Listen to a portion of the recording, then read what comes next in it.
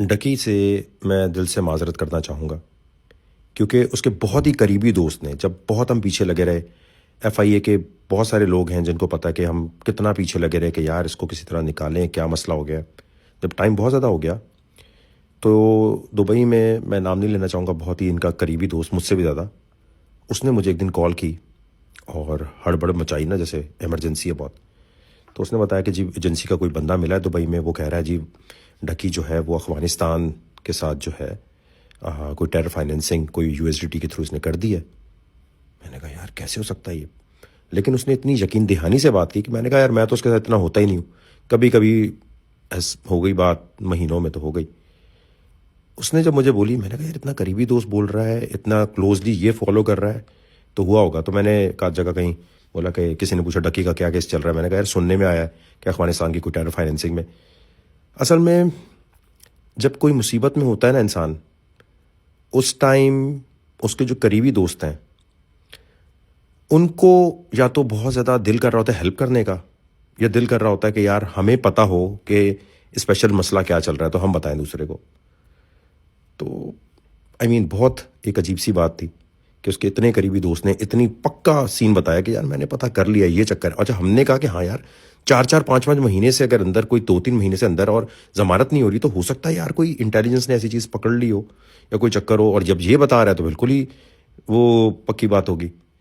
तो उस वजह से मुझे बड़ा बुरा लगा बाद में कि यार ऐसी कोई चीज़ नहीं थी। और असल में होता यही है, हर महकमे में काली भीड़ें बैठी हैं, और एफआईए के अंदर तो भाई शुरू से ये है, बैंक में आपका पैसा नज़र आ गया इनको, फाइनेंशियल मॉनिटरिंग यूनिट को या तो डालेंगे या कुछ और करेंगे और कहेंगे से पकड़ो इनको। जाके ना एफआईए वाले बताते हैं यार ये डकी, ये वकार ज़का, फलाना ढिमाका, जो भी इन्फ्लुएंसर है ना, इनके पास पैसा बड़ा आ गया है, इनको लेकर आओ, आराम से 50-60 लाख तो यूं ही निकल आएगा, 2-3 करोड़ यूं ही निकल आएगा। मतलब ये नॉर्मल प्रैक्टिस है। मैं खुद भुगत चुका हूं इस चीज़ में, मेरे अकाउंट फ्रीज कर दिया था, 30-32 करोड़ रुपए बैंक अल हबीब गिजरी ब्रांच फ्रीज। जी क्या बात है, बस ऐसे ही क्यों? तो इस पूरे प्रोसेस में मैं तो बड़ा सलूट करूंगा भाई, जो अभी मैंने असल स्टोरी सुनी है उसकी, कितनी मुश्किलात से वो गुजरा, और निकम्मे हम लोग कि हम नहीं उसके लिए वो कुछ कर सके जो करना चाहिए था। निकम्मे हम लोग के हम कंटेंट क्रिएटर्स उस तरह से, क्योंकि इतनी ट्विस्टेड बात हो रही होती थी कि पता नहीं चलता था कि जी उल्टा हम पर कोई केस बना देंगे। ठीक है, लेकिन ये बात कंफर्म है कि आइंदा अगर कोई भी आपको नोटिस आता है, कुछ आता है, उसको सोशल मीडिया पे फौरन डालें। अगर आप हक सच पे हैं तो आप पहले से बोलें भाई मुझे किस बात का नोटिस आया है, मैंने क्या चीज़ ऐसी की है। अल्टीमेट गोल यही होता है कि दे दिला के आपको छोड़ना चाहते हैं, लेकिन इसने हिम्मत दिखाई, इसकी वाइफ ने बड़ी हिम्मत दिखाई, फैमिली ने बड़ी हिम्मत दिखाई। और मैं कहता हूं कि अब जिस तरह वो एक फौलाद बन जाएगा ना, वो मतलब 4-5 महीने जो जेल में इस तरह गुजार ले, वो बहुत कमाल का, फिर उसका दिमाग, हर चीज़ एक ट्रेनिंग प्रोसेस से जो गुजर गया है, एक होता है ना आग से निकल गया है, अब तो बिल्कुल लोहा बन जाएगा। बहुत अहम बात करने जा रहा हूं, जरा गौर से सुनिएगा आप। अभी एक एक्टर है पाकिस्तान के, काफी मशहूर रह चुके हैं, अब तो इतना काम नहीं है उनके पास, लेकिन मेरी जब बात हो रही थी तो पुराने दोस्त हैं, और कहीं उनको साइड रोल वगैरह मिला, और पेमेंट उनकी जो है 90 डेज से नहीं हुई। अच्छा, मैं मीडिया में काम नहीं करता, मेरा किसी टीवी चैनल से, किसी एड एजेंसी से, किसी एड वेड में आने का कोई चक्कर कभी रहा ही नहीं है कि मैं कहूँ जी मैं भी मीडिया में कनेक्टेड हूं तो मेरे कोई पेमेंट रुकी हुई है।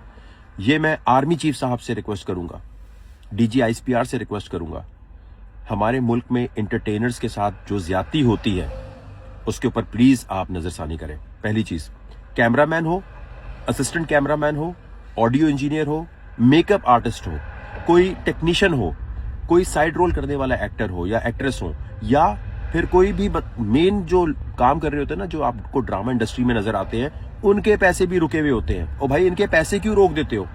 एक बंदे ने काम किया, आप उसको अगले दिन पेमेंट कर दो। ये क्या तरीका होता है कि जी 90 दिन बाद पेमेंट होगी, और उसके बाद चाहे मीडिया बाइंग हाउसेज हैं, कोई स्पॉन्सर्स हैं, चैनल्स हैं, जो भी इसके जिम्मेदार हैं, इसके ऊपर कानून पास होना चाहिए। मेरी हुकूमत टेक्नोलॉजी मूवमेंट पाकिस्तान की अगर आएगी 2029 में, मैं सबसे पहले काम ये करूंगा कि एंटरटेनमेंट इंडस्ट्री हो या कोई भी इंडस्ट्री हो, इसमें अगर आपने काम लिया है आप कल उसको पेमेंट करें। ये कोई तरीकेकार नहीं है कि आप पेमेंट ही नहीं करते।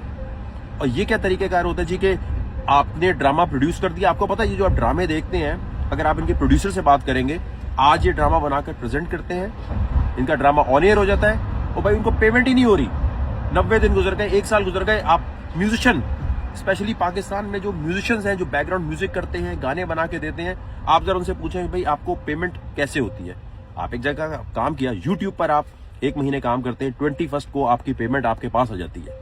फेसबुक पे आप कोई वीडियो पोस्ट करते हैं, अगर आपको वहां से अर्निंग अपॉर्चुनिटी मिली हुई है तो 21st को आपके अकाउंट में पैसे आ जाते हैं। यहां पर पाकिस्तानी मीडिया में टाइम पे पैसे मिल ही नहीं रहे होते। अब आप सोचे कितनी चीजें कनेक्टेड होती हैं। आपने काम, और ड्रामा इंडस्ट्री में काम करना कितना मुश्किल काम है आपको पता है। एक एक्टर जो है वो सुबह शाम पहले स्क्रिप्ट के अंदर पूरा जाता है, रिसर्च करता है, फिर जाके खड़ा होता है। चाहे एक दिन में 10 ड्रामे बन रहे हो, लेकिन उसको काम तो करना पड़ेगा ना। अपने मास्टर सोलो शॉट का वेट करना पड़ेगा, दूसरे एक्टर का वेट करना पड़ेगा। पूरा दिन काम करने के बाद जिस तरह MBBS के डॉक्टर काम करते हैं ना, इस तरह नाइट शिफ्ट लगाते हैं, इस तरह यहां पर इनको काम करना पड़ता है ताकि वो आपको एंटरटेनमेंट दे सके। मैं आवाम से रिक्वेस्ट करूंगा, DG ISPR और आप आर्मी चीफ साहब को जाके टैग करें कि एंटरटेनमेंट इंडस्ट्री के लिए कानून बनाया जाए कि इनकी पेमेंट्स, चाहे वो एक असिस्टेंट कैमरामैन है, ऑडियो इंजीनियर है, चाहे लीड पे काम करने वाला कोई एक्टर है। आपको पता है सेलिब्रिटीज के हो, कितने बड़े बड़े सेलिब्रिटीज, उनकी पेमेंट्स किस तरह फंस जाती हैं कि यार आपने चलो ड्रामा कर लिया, अब आपको पेमेंट बाद में कभी मिलेगी। और भाई कितनी चीजें कनेक्टेड होती हैं। किराया होता है, किराया नहीं तो चलो गाड़ी की किस्तें होती हैं, और कितने बड़े बड़े मसाइल चल रहे होते हैं, उनको उधार मांगना पड़ता है। इतने बड़े बड़े एक्टर्स हैं, मैं नाम नहीं लेना चाहता, घूम फिर कर कोई दोस्त होता है पूछता है यार जरा देख लो जरा इस चीज को। मेरी आपसे रिक्वेस्ट है, इन लोगों के लिए आपको एंटरटेनमेंट देते हैं ये। आपको अगर आप आके कोई ये बोलने लग जाएगा अच्छा जी इस्लामी माशरे, ये उल्टी बात करने से पहले ना कि जी शोबिस के लोग और फलाना ये, अबे मेहनत करते पूरा दिन, तुम उनसे एंटरटेनमेंट लेते हो। पाकिस्तान की आवाम दुनिया की वाहिद आवाम है, जिस चीज को पसंद करेगी उसके बारे में उल्टी बातें करेगी। जो चीज इनको पसंद आ रही होगी, जो एंटरटेनमेंट देखेंगे, अच्छा देख भी लेंगे, फिर बोलेंगे हाँ हमने देखा था लेकिन हमें पसंद नहीं आया, क्या अजीब काम कर रहे हैं लोग। अबे अजीब कर रहे हैं तो तेरी फीड पे कैसे आ गया, पता नहीं कैसे हमारी फीड पे तुम्हारी इसलिए आता है सोशल मीडिया की क्योंकि तुम ऐसा ही कंटेंट देखना चाहते हो, इसी वजह से तुम्हारे सामने वो आ रहा होता है। सो पॉइंट ये है, जो चीज देखते हो उसी की बुराई करते हो। ये दुनिया की वाहिद कौम है जो कहती है जो मैंने देखा ये मुझे बुरा लग रहा था। अबे बुरा लग रहा था तो डिस्कस क्यों कर रहा है, बुराई डिस्कस करने आए हो क्या? तुम्हें अच्छा लग रहा होता है लेकिन तुम मानने से वो कहते हो नहीं ना, मानना नहीं है कि मैं किसी का फैन हूं। मैं फैन नहीं हूं आपका। क्यों फैन नहीं हो भाई? अगर आप इन लोगों को फॉलो करते हैं, ये बड़ी मेहनत से आपके लिए काम करते हैं, एक कैमरामैन से लेकर हीरो हीरोइन तक, इन सब की सैलरी, इन सब के पैसे, इन सबको जो भी काम कर रहे हैं इनको टाइम पर मिलने चाहिए।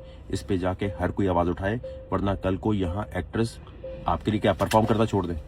मेरी आपसे रिक्वेस्ट है, जितने भी लोग हैं आप प्लीज इस चीज को जाके बोले।